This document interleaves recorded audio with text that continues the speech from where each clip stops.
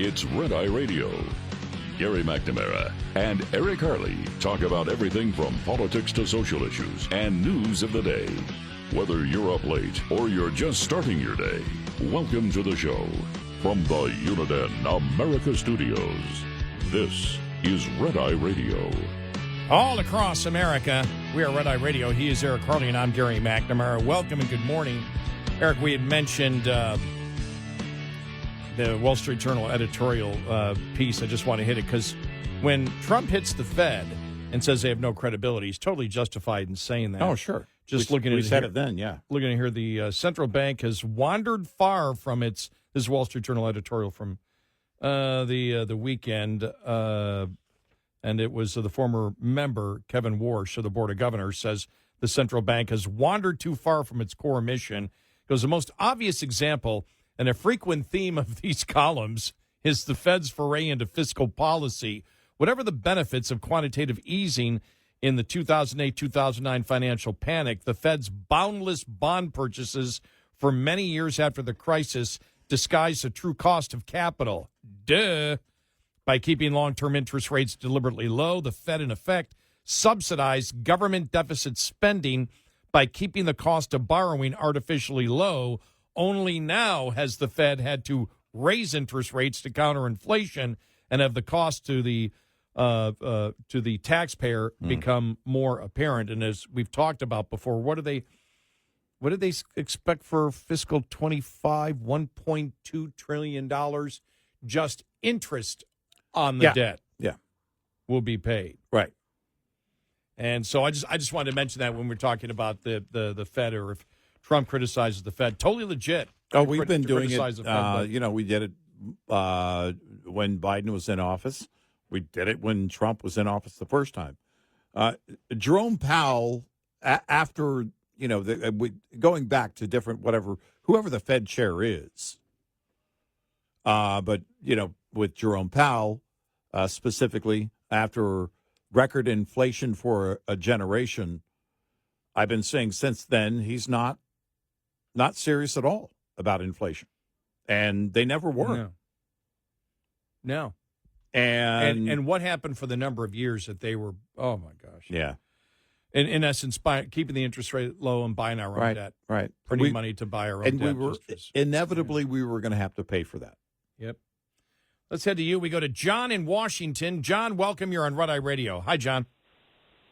Hey, Gary and Eric. Thanks for having me. And just want you to know, we own 23 radio stations from West Virginia to Atlanta. We carry you guys on all of our stations. I do the show in the morning, 6 to 10.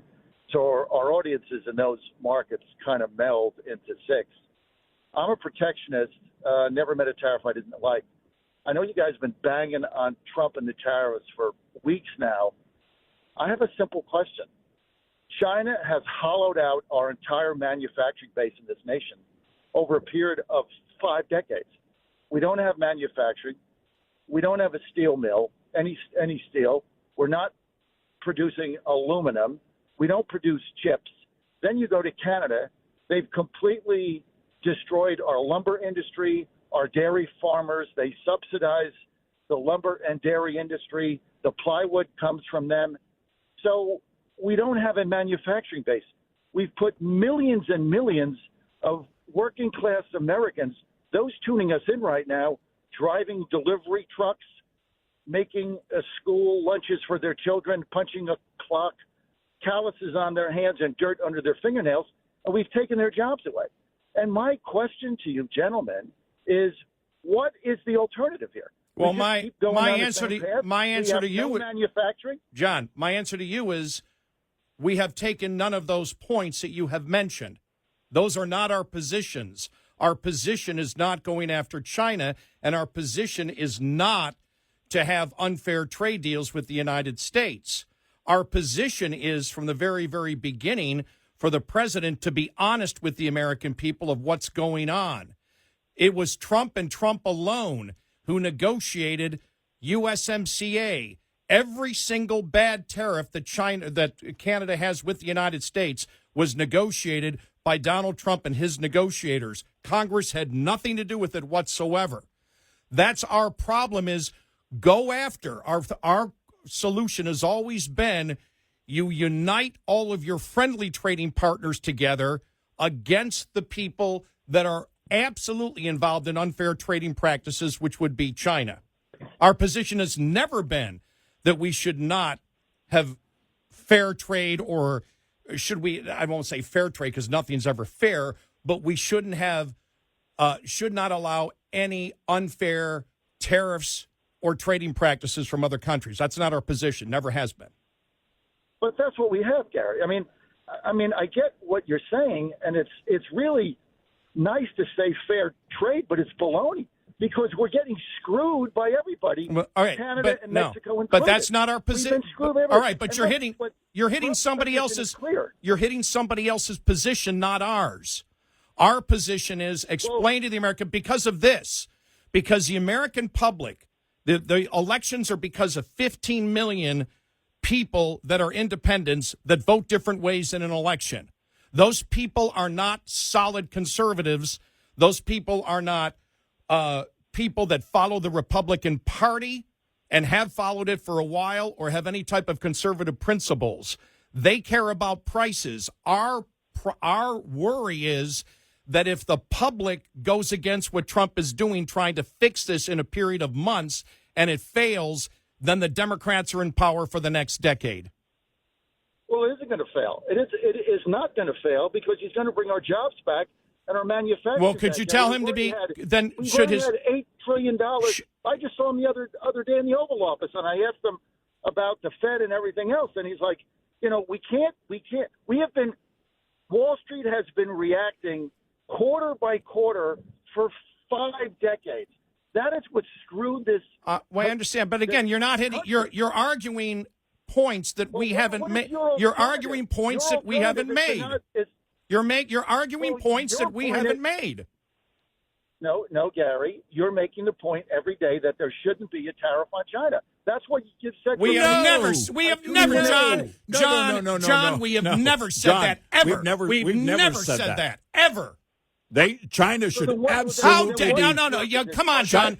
John, you're making the claim that you help run 23 radio stations that carry us, that you listen to us, and you don't even know our major point. You're making an accusation that's an absolute lie that we've never made on the show.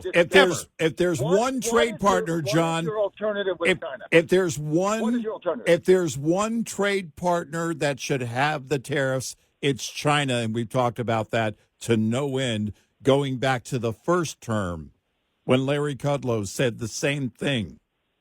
That's our position. You squeeze China out of the game, and you do that with all the other trade partners at your side. And your game on China is to eventually carve them, if they won't get their stuff together on intellectual property rights, you carve them out like a pariah, and you turn to India because they'll gladly do whatever we want them to do. And to be clear, there are things here, John, and I know we all want things to come back to the U.S. Gary and I have both worked in manufacturing. I have multiple family members that have worked in manufacturing. But there are things in the U.S. that we will never build. And there are not people, in fact, in line waiting to fill a lot of those jobs because call it generational, call it whatever. They just don't want to do it. We don't have the population, John. We're not making babies as a society anymore. And Trump talked about that. In fact, it's exactly what he was talking about when he was talking about the enormous amount of jobs we were going to create in the first term to Jim Acosta. And the day Jim Acosta was thrown out of that room, go back and listen to the back and forth that led up to Jim Acosta, the Mike hog, in that situation, being thrown out. Trump was saying we need people to come here legally because we're creating so many jobs.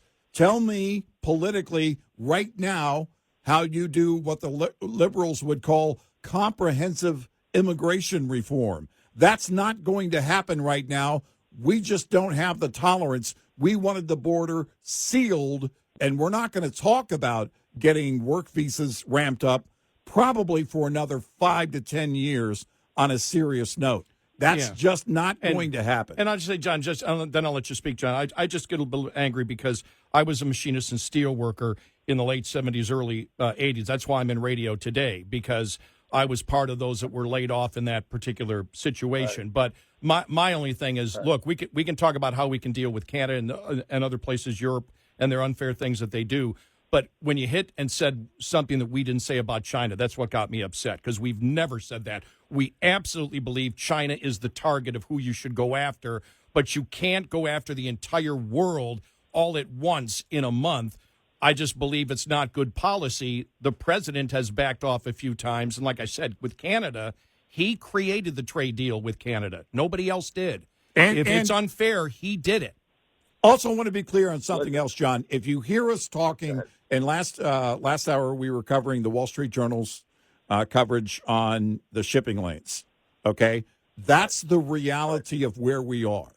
If people walk into big box stores and a bunch of the shelves are bare in 3 or 4 months, that's going to be a problem. I don't believe they're going to let it get to that point. But this is what they're warning of in this analysis of the supply chain. Look, guys, this is the Wall Street gangster fear-mongering. This is what they do. This is what they've been doing for 50 years relentlessly. I've been covering supply chains. John, guys, they scour the earth for slave labor. John, that's what Wall Street does. Well, everybody wants cheap labor. Nobody doesn't want cheap labor. American labor and good-paying American jobs. Who doesn't? Well, that's great, but John, if you send our jobs overseas. Well, the problem is that you're competing with the entire world. By the way, it's not China. Their labor costs, look, I'd love for their labor costs over there to come up. In fact, in China, they did, and they started outsourcing to Vietnam. True story. I've been covering supply chains for the better part of 30 years. And I'll tell you right now, the reality is the reality. Mom and pop go into the store, and they buy things based on what they can afford. And if you want to say it's cheap crap from China, you might be right on that, but it's what they buy. And by the way, when we read the article from the Wall Street Journal, it's not the Wall Street Journal reporter we're quoting. It's what the quotes that they got from the people involved in those ports. And we had the shipping companies. And we gave you the names of the people from the shipping companies that said it. And if that ends up being inaccurate, we'll be the first ones to say the information that they provided was inaccurate. But you have to get your news from somewhere, and I have no quarrel with what you guys are reporting in the Wall Street Journal, right? My position, the Wall Street Journal is a shill of the Wall Street Lower Manhattan gangster banks. That's all they do. So, but you have a right to report what's in there. The bottom line is, then if you're taking the position that you have no problem with the tariffs on China, then say that. You have no problems with the tariffs on China. What Trump is trying to do, we've said it, John. I don't know, John. He's trying to level the playing field across the globe, and he's trying to do it all at once. And we have to have the spine to stand up and say, okay, in the short term, our portfolio on a piece of paper might go down, but it's going to eventually go back up. But hold on, John. You're talking as an investor. The marketplace is driven by what? The consumer, because mom and pop can't afford anymore after record inflation for a generation. They want prices to come down, not to go up. That's who pays for it ultimately. He's going to eventually be able to do that. Eventually doesn't. Eventually is 6 months. 6 months is eventually. You're not going to get manufacturing. You're not going to get all of this shifted in 6 months, John. That's not going to happen in 6 months. Trump said himself it would take years. So eventually, yes, it's a so long-term. That's the whole thing. But in the short term, if you bring energy down, look, he's already got oil going under $70 a barrel. Right now, they're drilling in the Gulf of America. Oil is going to come down to under $60 a barrel. that's going to lower prices everywhere until Then on the other production hand, slows. now, Until production Well, slows, when it gets below 60, production starts. We already reported that, and these are people that we know in the industry. Already said their layoffs already starting in West Texas once it got below $60 a barrel. We want low cost energy too. Yeah, by the way, we really want do, to yes. expand it greatly, but there is that balance between being able to afford the production of that energy, and it depends on if you're going vertical or horizontal in the field. This is going to be. These are the real dynamics. I know what everyone says should be the case, and if we just wait it out. But you're not going to tell mom and pop as they're sitting there and they've been underwater for years now, just wait it out a little bit longer. Politically, you get killed with that. Well, no, I mean, you can wait till the midterms. We'll see what happens in but prices have gone down two consecutive months. Prices have gone down. They're going to go down for a third consecutive month. So this is all you're talking about the rate of inflation. That's not prices. That's not prices coming down. That's not prices coming down. But you got to start somewhere, right? Well, we know that. It's come down 2 consecutive months, and then you've got Jerome Powell. The tariff effect hasn't kicked in yet, is what we're saying. The tariff effect on the consumer isn't there yet, John. And they know already they can't afford to go much further than this. This is why they're announcing some deals are in the works. Look, we're out of time. But look, I think thank you, John. I think we're after the same thing. Of course we are. Yes. We're after the same thing. We're simply saying I don't think the country has the political will if this thing lasts any length of time, and if it goes into next year is our point, and we lose the midterms. That's our concern. But I just got upset when you said we've always stated that we need to hold China accountable. That's been the number one thing, and for you not to recognize that bothered us just a little bit. That's what set me off, just so you know. Okay, John? Well, thanks for the clarification. Okay. Thank you, guys. All right. We appreciate it, John. John. Thank Appreciate you. Have it. a great show Thank this morning. you. Thank you. You guys. Bye. Thank you. 866-90 Red Eye. This morning's USDA Farm Report is brought to you by House Products.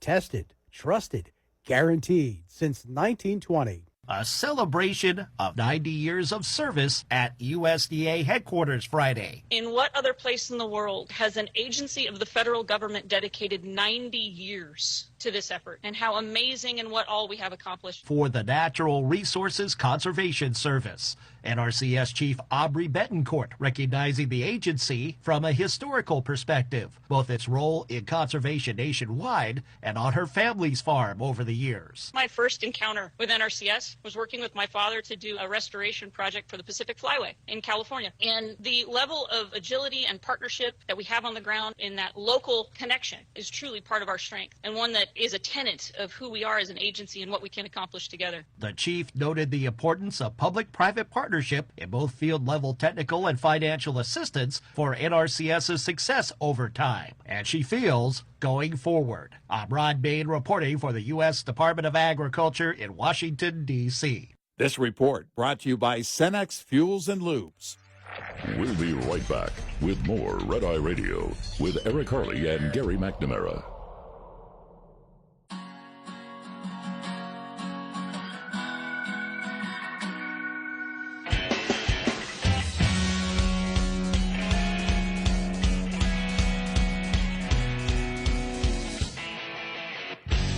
It's Red Eye Radio. He's Eric Harley, and I'm Gary McNamara. Welcome and good morning. Thanks so much for being here. Here's a headline. James Carville says Democrats need to stop letting Bernie Sanders and AOC define the party. You can't. This is the guy. What, do you want them to resign? This is the guy who. This is the guy who said, "Well, no, we need to fight for this criminal illegal immigrant." Yeah, that's a fight. Right, He doesn't. He has no idea. Yeah. What is he on? Seriously. Yeah, I know. Is it too much caffeine or whatever? It might be.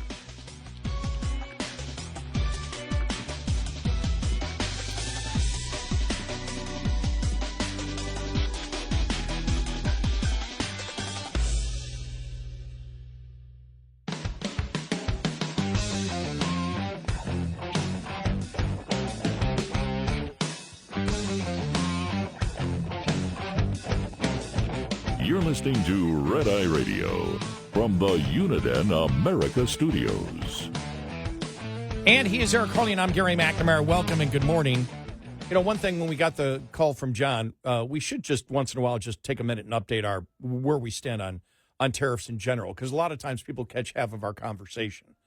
You know? Yeah, right. And so, like we've always said, for example, on China, we believe China has been involved over the decades in tons of unfair trading practices against the United States. The worst of what they do is when they dump steel, for example, as they've done in the past, or when they what was the other thing I was trying to bring up here? Or steal intellectual property rights. Yeah, right. And those are things that have to be fought. Plus, they're an adversary of the United States. So we've always said that, especially with China, partly with Russia. I mean, we have sanctions on Russia right now, but Russia does not have the industrial base. You could look at other countries out there, whether you want to isolate Venezuela, whatever. But our goal has always been to create free trade agreements with our friendly free trade partners and then isolate China. Yeah. That's been the point. Yeah. Now, can you do that in a few months? Our concern has always been, number one, I don't think we should have started with Canada. And I'll make the point again. Trump negotiated the deal with Canada alone. Nobody else did it with him. Congress wasn't involved in it. Nobody. He negotiated it with his trade representatives, and he came to agreement with them and said it was the greatest trade deal ever. So that's him saying it, not me. And so we don't believe he should have started with Canada, number one. Number two, the 51st state stuff was just dumb. You don't need to do that. This is serious. This is serious stuff. Don't make fun of it. It's about people's jobs. Don't make fun of it. And so that is really it for us overall when we have said the marketing of tariffs. When he said it's beautiful and wonderful, when he said that this was in the beginning until about 2 months ago, that there was no downside, we said he shouldn't be saying that. He should warn Americans that there is a price to pay when you do this. Mm-hmm. We want intellectual honesty. That's what we're looking for. It's got nothing to do with confronting people who are involved in unfair trade practices. When it comes to valuable minerals or industries that we need for national defense, that's an exception that we've always brought up. Always. Sure. If it's for your national security, national defense. Now, you got to make sure that it really is, and it's not political. But the fact is, we always want to carve out exemptions for that. But our goal has always been to carve out those that are really, really, really cheating. Don't make pariahs of people that you negotiated the trade agreements with. Right. When you are the one who was solely responsible for that. So it's that simple. But unfair trading practices, yes. But if you take on the entire world at once, there's going to be a hit to the United States. And I agree. I'm willing to sacrifice for what's best for this country. I completely agree with John on that. Totally. I don't know if the rest of the American public is. Well, that's my point. On the price point, they're not. Especially, look, had we not gone through record inflation for a generation in recent years, there might be a little bit more tolerance to do that. You might have a little bit more leeway on certain things. Now, you're going to have to boil that frog slowly, but right now, people are looking for prices to come down. And ultimately, we need Trump and his agenda for all 4 years, not just these first two. Yeah, with Congress not doing much. And of anything, yeah, exactly. We don't have right confidence in the GOP. Right. He's really the whip in both the Senate and the House to bring his agenda together. That has to remain for all 4 years, because if there's bad economic situations between now and then, if people believe they can't afford things, that changes votes. Right. And I can only go on what the administration has said. And the last time, and this was last week when they spoke on it, they said, well, this might not be solved until next year. Right. Well, if you still got high prices next year because of this, there's the challenges of all I want to do is Republicans win election. I'm never going to agree with any Republican 100%. It may only be 80%. I agree with most of the goals. In fact, with Trump, I agree with him more than I agree with most Republicans right now out there. Yeah. And so all I want to do is to keep that going. I don't want Democrats in power, but I know how fickle independents are when it comes to price point. That's our only warning, that if you're doing this, and we know the concerns are from the administration, which is why they've reversed course a few times on this. Well, in fact, that's what you look at. You look at not what's being said or what might happen in the future. You have to look at what's being done now, and that will tell you what they're feeling politically. They know it. Yeah. The day they announced the pause, massive pop on the market. And keep in mind, because we do hear this. Well, it's Wall Street, Wall Street, Wall Street. What are investors doing? What is Wall Street about ultimately? Take the emotion out of it. What does Wall Street do? Investing. They're investing based on what the consumer is doing now or is going to do. It's about us. Wall Street has nothing without us, the consumer. That's what this is. When the market is reacting to something, that's when people are going, oh, well, I don't want to put my money on that bet because I don't believe people are going to react positively for that product or service. I think that's going to be I think they're going to lose money. I think the consumer will walk away from that or will be hurt by that. Right. So that's why you look at the market. The investors are, and by the way, are also people with 401ks.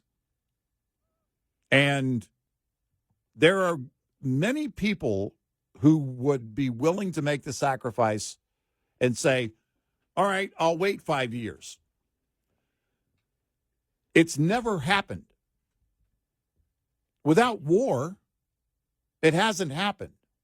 You won't see the consumer base say, okay, we're going to bite the bullet for 5 years so we can build everything here domestically and get the system in place. You may believe that's going to happen, that it's all going to be built, but the consumer doesn't have that much time. They're not going to give you that kind of time. Yeah. And inflation rates may be dropping, but that still means prices. That doesn't mean prices are dropping. Right.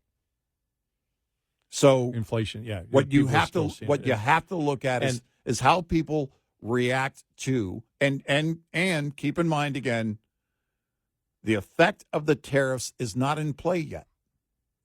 We're not paying for that just yet. When that wave starts, if it's still in effect, then that's when you'll see it. And the market waits to see. They know the consumer will respond. They just don't know how. Does it mean cutting back? Right. Does it mean...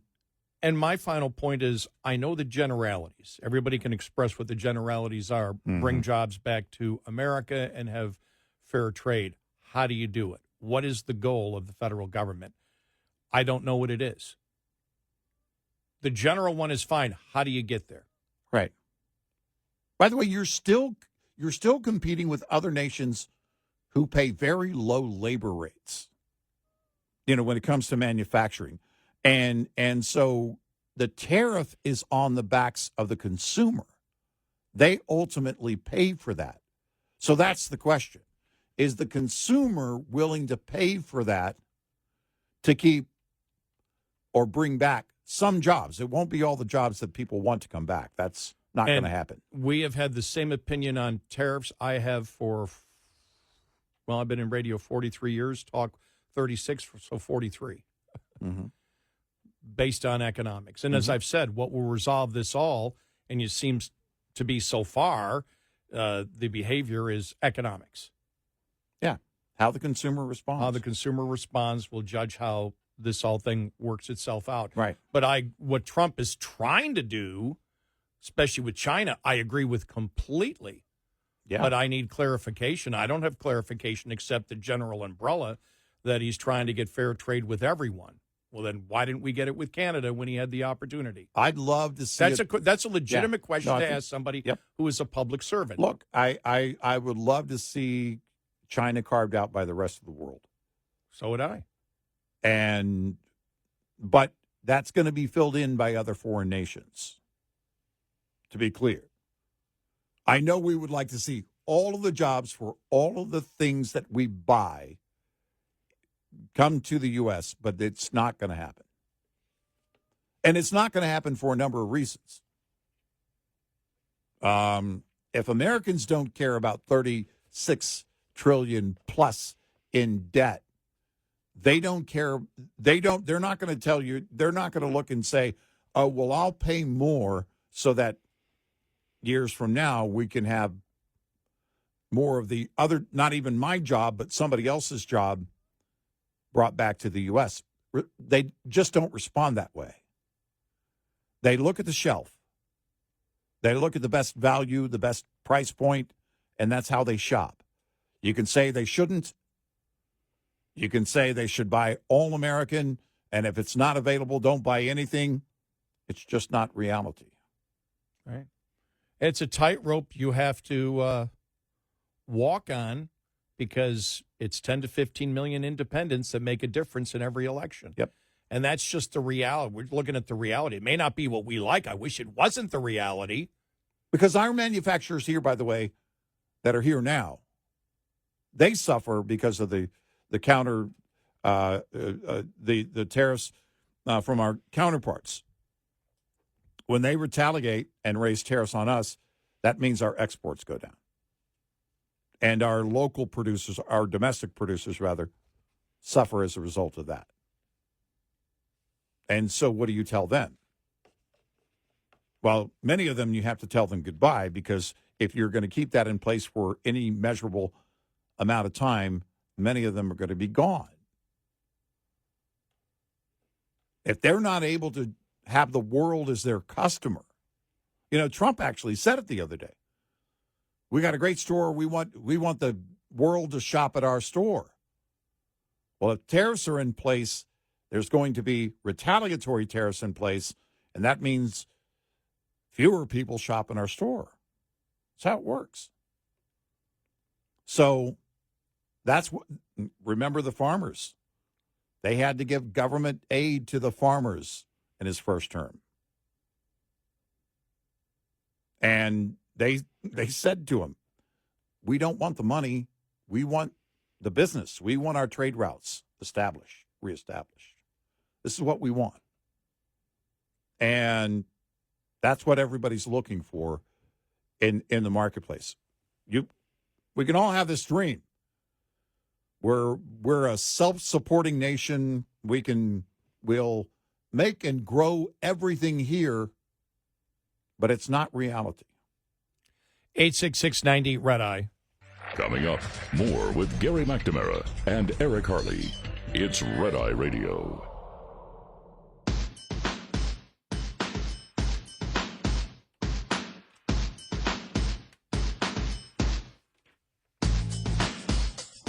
It's Red Eye Radio. He's Eric Harley, and I'm Gary McNamara. Veteran Democratic strategist James Carville argued on Thursday's episode of the Politics War Room that the Democratic Party would be better off if people like Bernie Sanders and AOC were no longer defining it. He claimed the Democrats have candidates who are more talented than Sanders and AOC, and it's time to start getting these alternative candidates in front of voters. Let me scan here to see if I see these alternative candidates. Who would they be? Can I get a list? Can you name just one? I can't. Is there anyone? There is no list here. Anyone? I'm learning the article anyone? Here. It's a Bueller.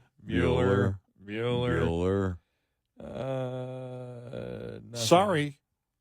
Bernie and AOC are it. No, your party is radical, well, and they're the leaders, and she's going to be president one day. You got Jasmine. Yeah, exactly. Get some new blood in there, get AOC and Bernie out, get Jasmine Crockett in there. Right. She could lead the Democratic Party. They could start a new sitcom with Bernie, AOC, and Jasmine, Three's Company, a 2025 version of Three's Company. If Jasmine Crockett leads the Democratic Party, that means she'd have to become the head of the DNC, which means she'd stop being my congresswoman here in Texas. Man, who would the next radical be to replace her? Ooh. They just get rid of David Hogue, and all of a sudden Jasmine Crockett's in there. I'm wondering about the 85% who voted for her. That's the concern. Yep. 85%. That's you want a gerrymandered district. You've got one. You need to complain to your HOA. I wonder if there's a rule. I don't know, but make one up. They do. I think my precinct's like 3-2 Democrat. Yeah. Yeah. It's not as wild as some of the other districts are. Right. Or some of the other precincts. But my precinct was just added a couple of years ago with what do you call it? Gerrymandering? Yeah, the redistricting. Redistricting. Yeah. So, okay, gerrymandering. Yeah. Sorry, I wasn't being polite. Gerrymandering.